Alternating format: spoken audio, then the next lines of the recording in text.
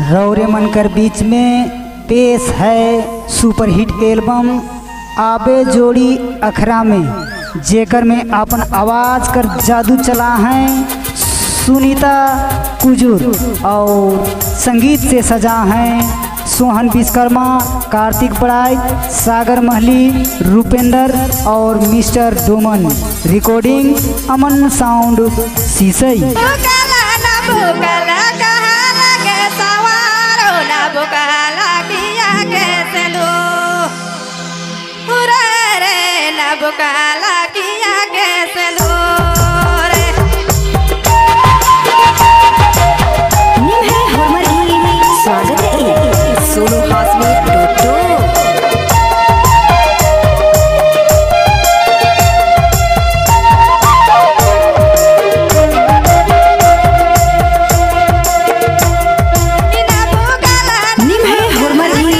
स्वागत है आज हम मोबाइल शीशे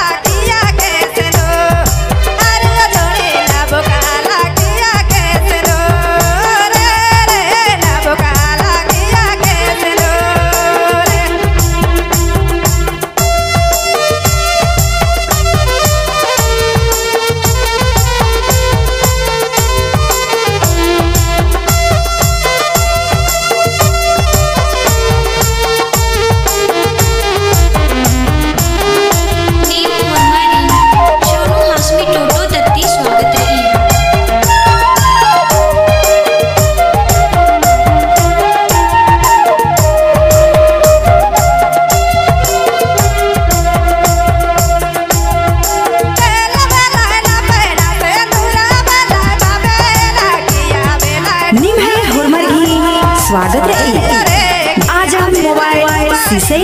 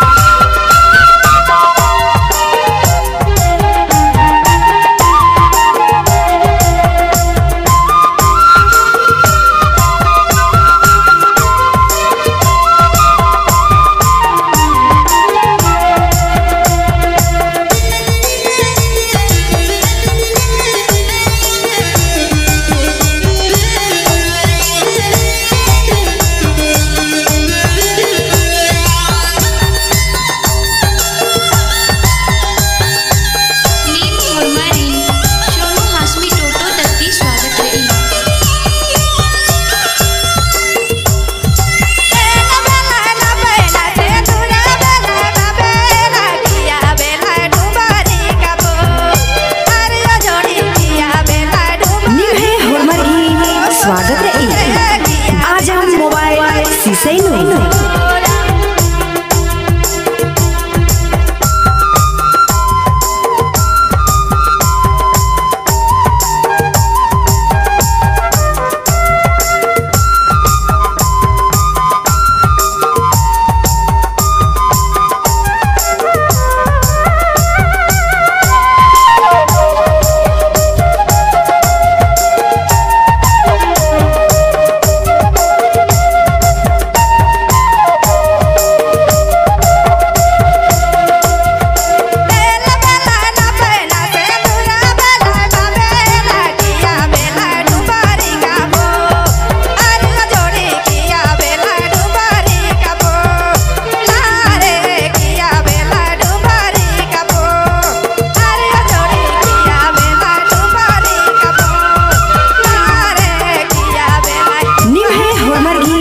स्वागत है आज मोबाइल Siseno।